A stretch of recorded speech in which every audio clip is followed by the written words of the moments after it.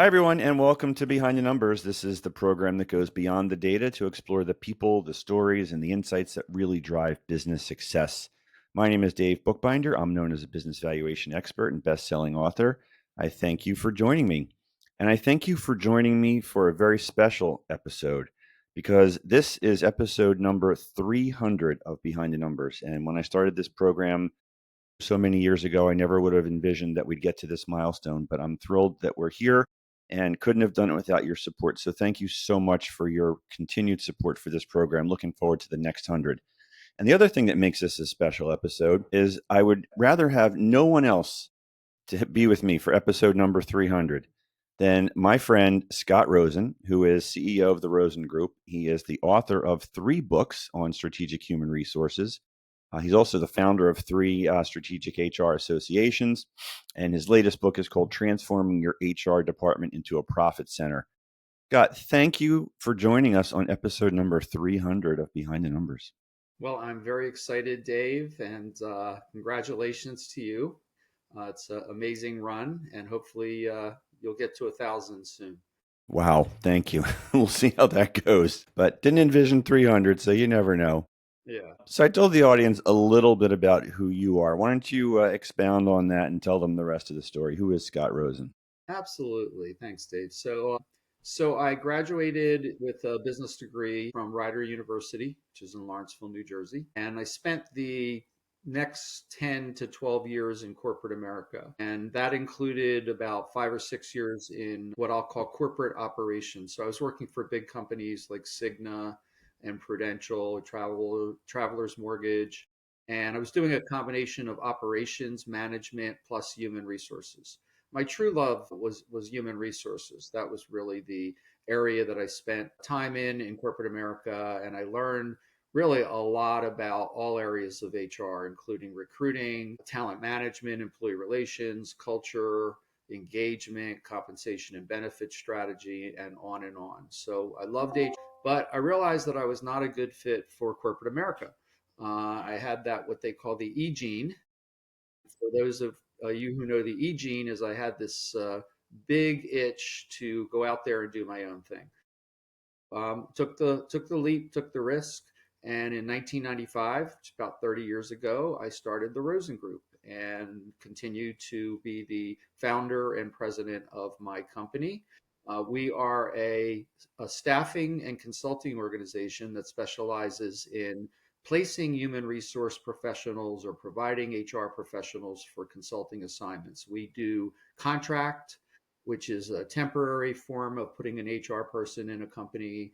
We do fractional HR, where some smaller companies may only need an HR pro for a couple days a week. And we also do direct hire, where a company hires us and says, hey, go out and find us an HR manager. And we do the search for those clients. And then, of course, project work could be anything from we need a handbook done, we need you to set up a comp program for us, we need you to help us with some culture creation. And those are sort of the basic services that we provide. Gotcha. And thank you for that. The book that you currently dropped is your 3rd book, Transforming Your HR Department into a Profit Center. What inspired you to write it, and what will readers learn from reading the book? Yeah. So I I'm an idea person and tend to be a thought person. So always thinking about strategy and what business is and what business could be. And because my area of expertise is HR, I always felt that HR was not a function that was widely considered valuable to a lot of CEOs and their leadership teams. So I've really been on a journey over the last 20 years to try and educate CEOs and their leadership teams about what HR can really do for an organization, not just, handle compliance and keeping us, out of trouble with legal issues related to HR or doing payroll or comp and benefits administration. But there's this whole other world of HR which I call offense. I call the other stuff defense.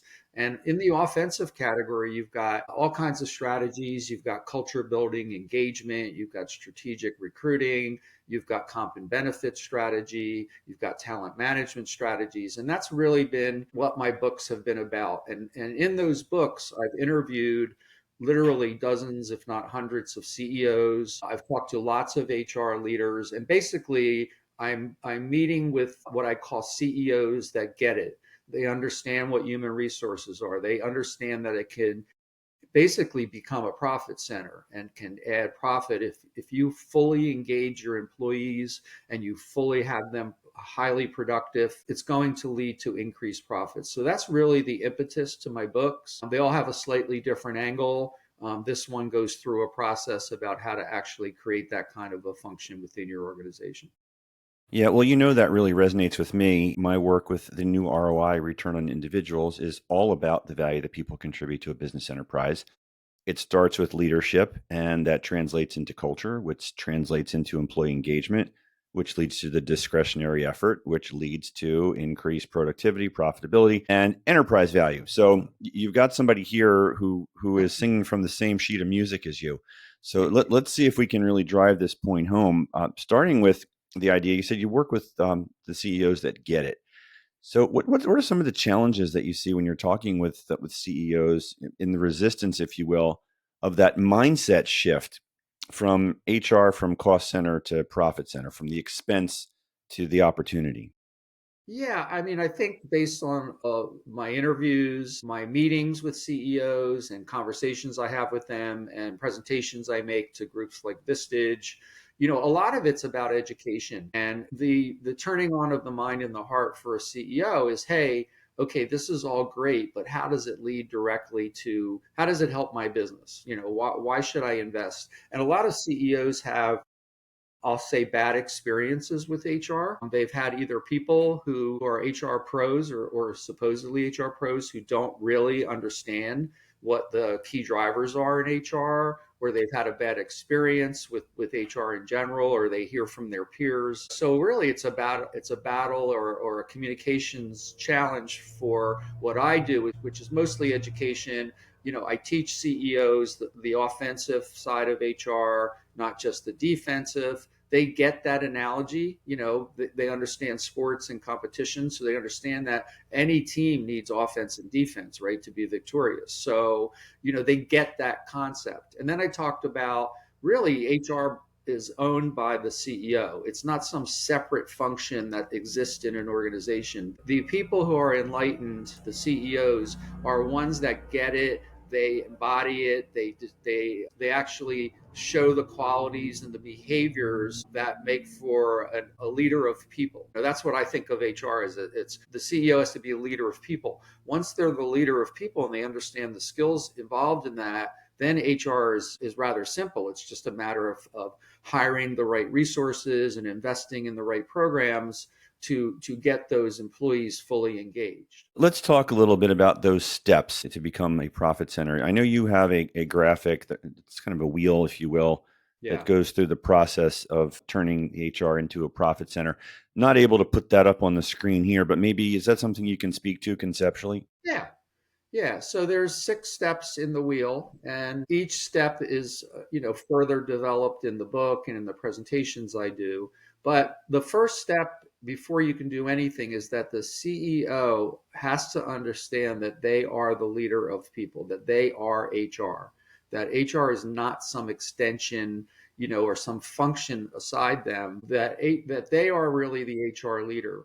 And the way that you understand or can determine or evaluate whether a CEO is or isn't the leader of people are they need to have certain attributes, what I'll call leadership skills. And some of those skills are things like, and these might seem like basic skills to most people, but my research has shown that 80% in that area of CEOs don't have, let's say, a strong amount of these skills. And there are about 20% of CEOs that do. So obviously, the goal here is to try and get more of those 80% to understand these skills. And these skills can be developed, by the way. So there are things like active listening, there are things like emotional intelligence, approachability, the ability to coach and mentor, the ability to be empathetic towards employees, the ability to be transparent with employees.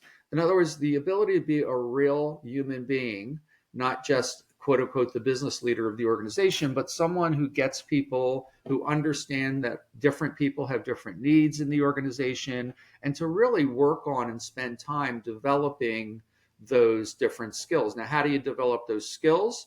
Well, belonging to groups like Vistage. I know, Dave, you're part of the Vistage group. I've spoken to a lot of Vistage groups. These are gatherings of CEOs where executives learn from other executives about what they're doing, what the best practices are in their organization. So that's a great way to become a better people leader. Having an executive coach is another great way.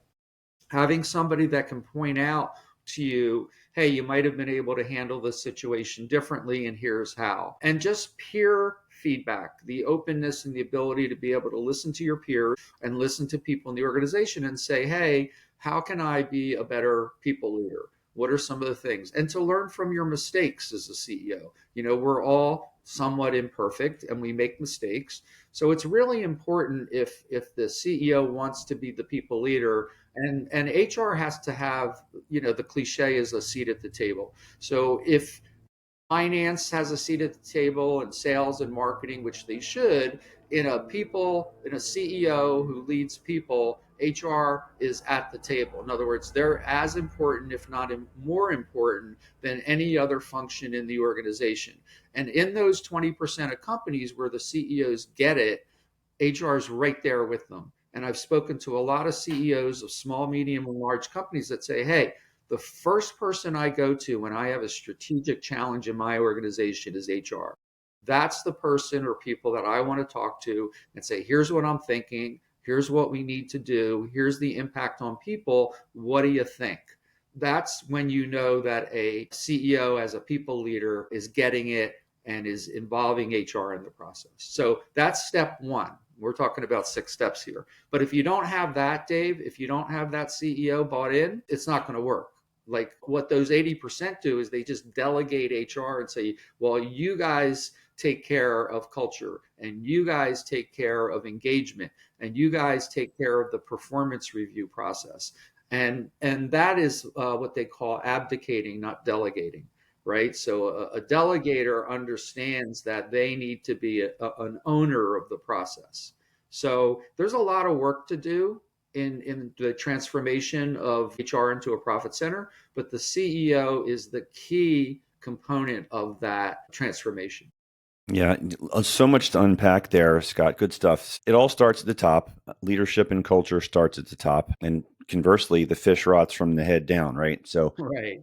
if you don't get it right, you're the one at the top of the org chart that's ultimately responsible for that. You talked about the seat at the table thing, and just a quick sidebar. One of the interesting things that I hear a lot from the HR community who have consumed my books Yes. is that and the terminology, the language of finance have given them the opportunity to have that seat at the table because data is so important to overcome the I'll call it the preconceived notions that HR is more of a woo-woo function, and it helps them to bridge that gap.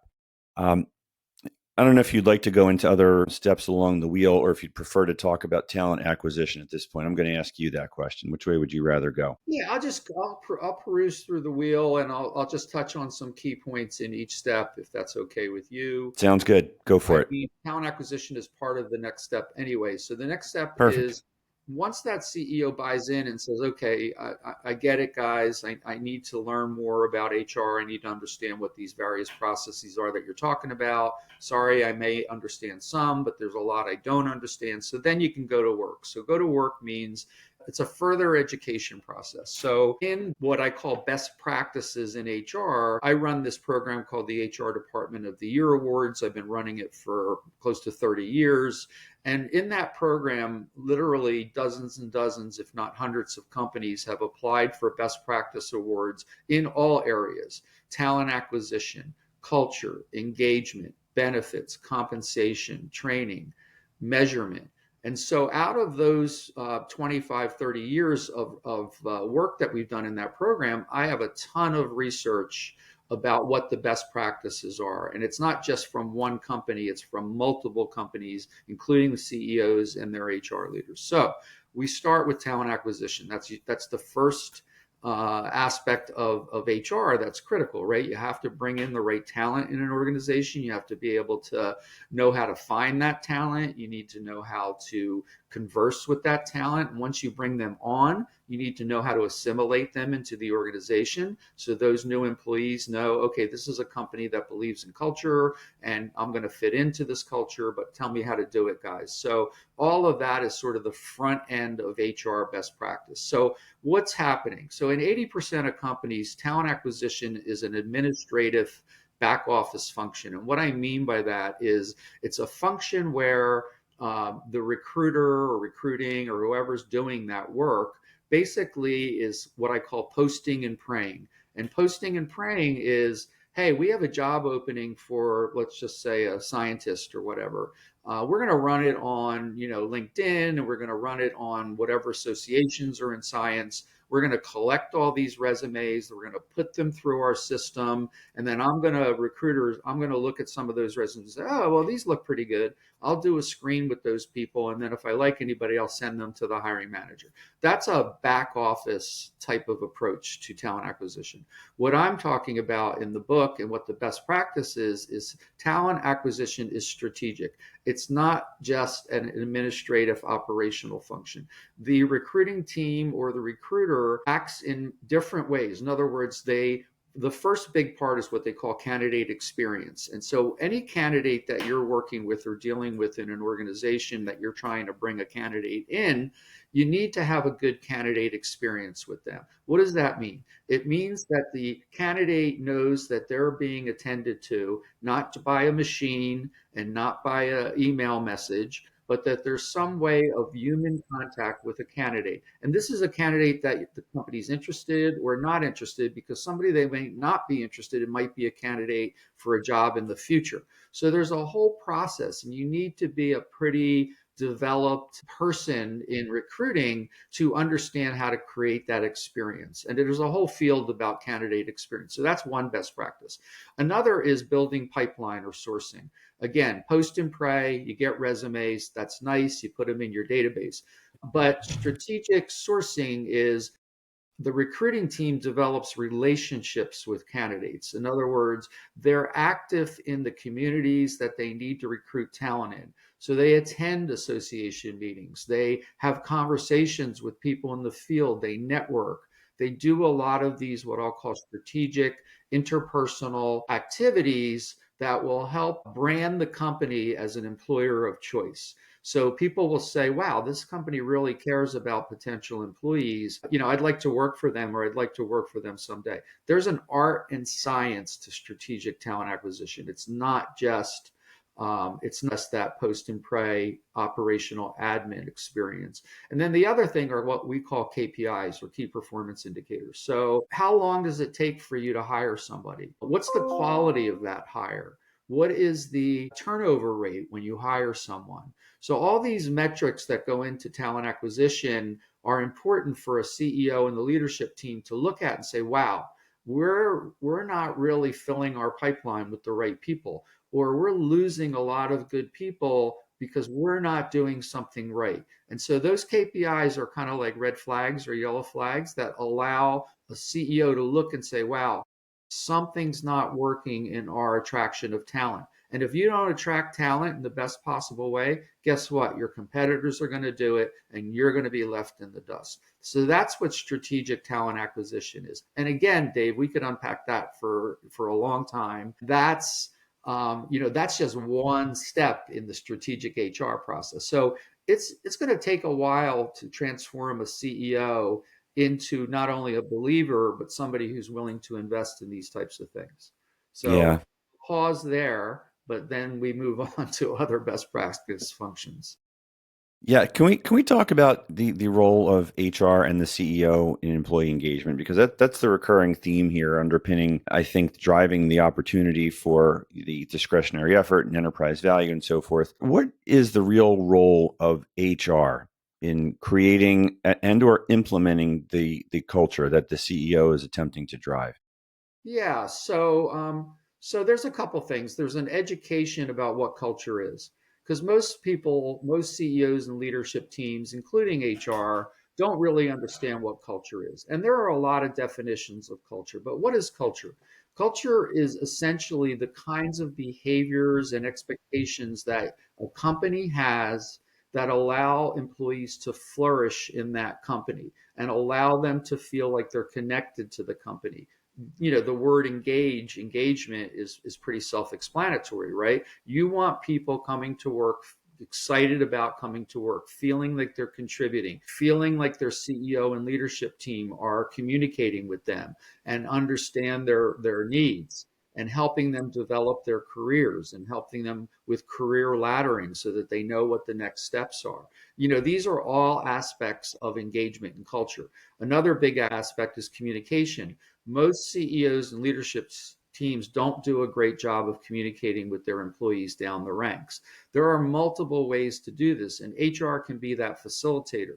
But the CEO has to say, hey, I want to be more visible. I want to be more transparent. HR, help me do this. So what do? Well, they set up different communication vehicles. An easy one is you can have lots of different video interaction or virtual interaction with your employees. The goal is constant communication. Hey, here's how the company's doing. Here's what we're missing the mark on. Here's what our challenges are. Here are some changes we're making in the organization. And what are those changes? And how's the impact going to be on you? There are small group meetings where a CEO might meet with 10 to 15 employees at different levels, where they sit down and have the same types of conversations. They can send out communications via email and via other messaging channels. So the goal with communication, which is a big component of culture, is to make sure that the CEO is getting the message out and that they're transparent and that they're honest. And honesty means how to deliver bad news and how to deliver challenging news. And some CEOs, or many CEOs, don't necessarily know how to make that message, resonate and be transparent. So HR can help the CEO by setting up those communication channels and helping them create the messaging. Another part of culture and engagement is performance reviews.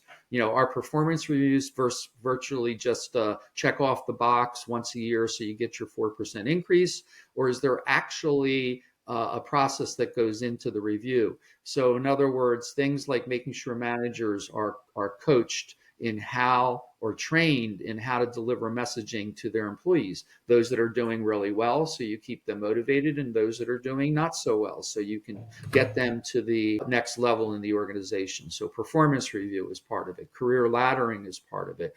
And then I think one of the biggest things is for the CEO to understand the cost of having a toxic culture. And most CEOs don't understand why their culture is toxic. And a lot of it's because they don't believe that the leadership really gets the employee, gets them. And I have this sort of very informal way of measuring engagement. There are lots of different tools to measure engagement, but the one I like is I'm pretty intuitive guy. And when I go in to consult with an organization and I ask for a tour and I walk around that office, I can get a sense of what it's like to work in that office. What am I looking for? I'm looking for people that are on their phones or on their computers playing Wordle, on Hmm. LinkedIn looking for a job. You can see in their body language that they're detached, they're not sitting up straight, they're not excited about the workplace. I don't see a lot of communication going on between employees. So I obviously, Dave, this is a very informal measurement. But I can see if it's a toxic workplace or if it's a very positive culture just by taking a tour of the company and walking around. So, there are, as I said, more formal engagement surveys where you ask questions of employees. But there's a big trend in corporate America and business called quiet quitting. And what quiet quitting is that an employee will come to work and they will give you just enough to get through the day and get by. In other words, they're not going to give you that extra percentage of their effort and their engagement because they don't believe in the company and they don't feel that the company cares about them or is connected to them. So those people are, I don't want to say underutilized, but they are. And you're going to be able to engage some of those people and get them back on board. But a lot of those people, if you're in that kind of culture, you're not going to save. they need to be either moved on and you need to replace them with people that can thrive in this new type of culture. So I'm just giving you some anecdotes about culture and about engagement. Again, as you said, we can unpack for a long time. Yeah, and that's really good insight because so many people are struggling to assess what the true level of engagement in the organizations are. And yes, there are a lot of surveys and there are great opportunities for employees to vent, so to speak. I know sometimes people are afraid to be truthful because they're fearful that perhaps their identities are going to be revealed. Other times they just completely unload. But those are really good tips for folks who are listening here. If you want to get a good sense on your organization, take a walk around and look at the body language that Scott just described. And when you talk about toxic culture, Scott, in my first book, I have a chapter dedicated to toxic employees, and it's devastating because the disengaged employees are the ones, like you said, they're the ones playing Wordle, and they're sort of checked out, half-assing it. Yeah. The toxic ones are the ones that are trying to sink the ship. And I saw an interesting nugget. I had a couple of Harvard researchers who were contributors in that chapter, and they asked the question about should you be pursuing the A-level talent, the rock star employee that we're all trained to go look for, or are you better off not looking for the rock star but avoiding the toxic? And interestingly, the data shows that it's more economically advantageous, better for the organization in the long run if you focus on number one, avoid that toxic employee. Yes. Yeah, that's a big issue, and I'm glad that you've written about that. And but that's like a virus that can spread to other employees, right? Because the toxic people, if you don't have an established culture that you pay attention to and that you nurture and that you pay implement lots of different things, that toxic employee is going to infect other employees who may not be toxic or who might be right on that borderline of, I'm not sure, maybe this company can be a place for me. Well, that toxic employee can, like, literally create that virus and spread it throughout the organization. So that's not a good thing Yeah. at all. Yeah. I wanted to ask you about turnover because turnover is such a costly thing. When people walk out the door, it's not just replacing a job function. A lot of times it's institutional knowledge. And every organization that I talk to is desperately trying to reduce turnover in addition to attracting top talent. Any advice for folks out there on how to reduce turnover? Well, you can't reduce turnover unless what we just talked about is unless you have a positive culture and engagement in the organization. And if you don't have that, your turnover rate is they're going to match up. You're going to get a lot of turnover. Companies go by industry standards. So they'll say, well, the industry is 25% turnover within the first 6 months. Hey, we have 20%. So we're doing really good. Well, no, you're not. You want to shoot for as low turnover as possible. You want engaged employees to stay with your organization. The more they stay, the more they're going to have knowledge, the more they're going to contribute to the company. And this is not just true of professional and high level employees. And this is not just about money either, which is a misconception. Even if you hire a lot of customer service reps who are making, I'll just make a number up, 15 or 20 bucks an hour or whatever. Engagement needs to be, down to that level. They need to have the same care, nurturing, and attention that a middle manager has or a leader in the organization. So turnover is a very complicated thing. It's not just a number where the CEO looks at it and says, wow, it's really high, I want to reduce it. Okay, Mr. or Mrs. CEO, if you want to reduce it, here are the things that we need to do, and here are the types of mechanisms that we need to do. So, one of the big things I wanted to say about culture is behavior. And I'll use an example which may be kind of silly, but when you go into a hotel chain, let's say you go into Best Western or Holiday Inn or whatever, and you check in at the front desk and you say, hey, listen, I need to use the restroom before I check in. And what's that person at the desk going to say? They're going to say, okay, well, you go down to the left, you make a right, and then you make a left. And probably you're going to get lost even with their directions. And then eventually you're going to find the restroom. Okay, that's the behavior that most what I'll call mid-level hotel chains have. If you walk into a Ritz-Carlton or you walk into a Four Seasons and you go to the desk and you say, I have to use the bathroom, you're going to have a very different experience. What they're going to say is, hey, why don't you let one of our assistants down here take you to the restroom? They'll bring you over to the water area so you can grab a drink before you check in. You're probably a little tired. Here's a, here's a little snack for you, whatever. Those are taught behaviors. These don't happen by accident. The Four Seasons and the Ritz-Carltons of the world train their people. This is what you're going to do. Every customer that comes in here. At the other types of chains, there's no training. There's no behavior expectations. Well, I'm Yeah. giving you a simple example here, but that example needs to be multiplied to create a positive culture by every function within an organization: sales, marketing, operations, HR, finance, accounting. It doesn't matter what function, there need to be a list of expected behaviors, and then they need to be taught, trained, and reinforced. So I don't know if you ever walk into a restaurant where they're having like a gathering of their chefs and their servers and everything, and they're talking to them about what to expect tonight. Here's what's going to happen. Here's what I need you to do. Here's what we have to improve on. That's not by accident. That meeting takes place every day in that restaurant. How many restaurants do that? Only the higher class, the best practice organizations do that. So behavior, I just want to emphasize how important expected behaviors are in building culture.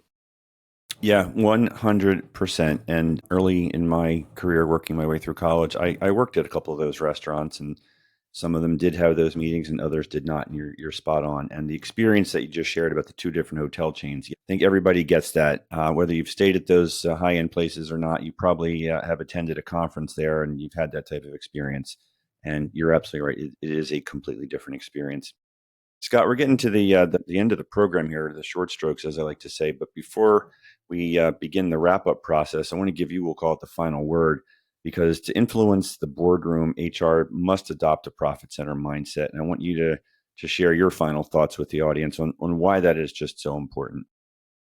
Yeah, I think it's really important. And I obviously I'm not going through the other steps on the wheel, but it's important again for that process to take place in a methodical manner. Usually, what if a CEO says, "Hey, I'm ready to transform," the one thing you want to do is what I call an HR audit or an HR assessment. And usually that's an outside consultant who comes into the organization and says, "Here are what you have, here's what you have in HR, and here's what you don't have." So that CEO, if their eyes are wide open and they're receptive, will see, wow, we have some work to do. And they can use that data to start to make those changes. And one of the big part about HR is that a lot of HR functions don't have the right people in the right seats. And this comes from the concept of good to great, which is a famous book. And people are often in HR not in the areas where their skills will excel.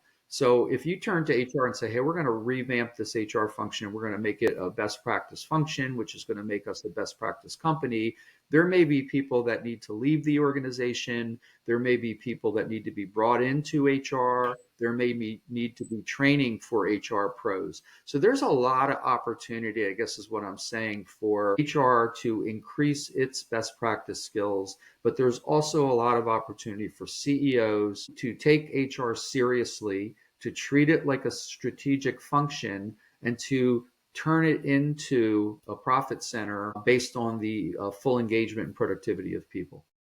Yeah, Scott, I just got to ask you because you just triggered another question in my head here. When you talk about the right fit, right seat, right people, right seat, is there an opportunity for the HR folks to take the initiative to turn their department into a profit center, especially in those situations where maybe they're not necessarily the right people, right seat, but can they take that on proactively, or does it have to necessarily start at the CEO?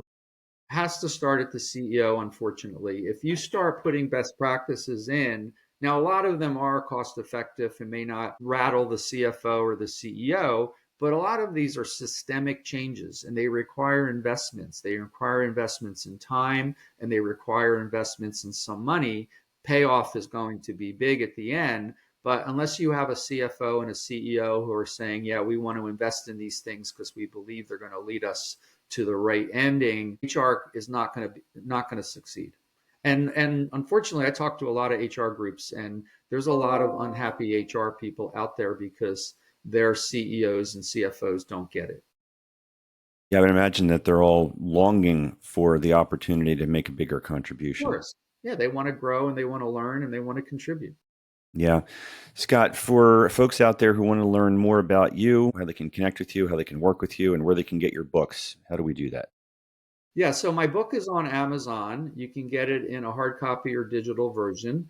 You just search the title of the book, which is Transforming Your HR Department into a Profit Center, a step-by-step guide for CEOs and their leadership teams. To get in touch with me, my email address is scott.rosen@rosengroup.com. I'm happy to give you my cell phone, and our website is www.rosengroup.com. Feel free to reach out anytime. I'm happy to have a conversation with you. I appreciate that. Scott, thank you so much for sharing with us today and for being a part of this very special episode of Behind the Numbers. Yeah, Dave, congratulations again, and I'm thrilled to be part of your celebration. Have a Thank good you. day today. Thanks, Scott. And thank you out there for tuning into Behind the Numbers. If you enjoyed the episode, please do take a moment, leave us a review on Spotify or Apple Podcasts. That feedback not only helps us to grow and bring you more great content, but it also helps others find the program. Until next time, I am Dave Bookbinder reminding you that the numbers tell the story, but the people bring it to life. Take care, everybody.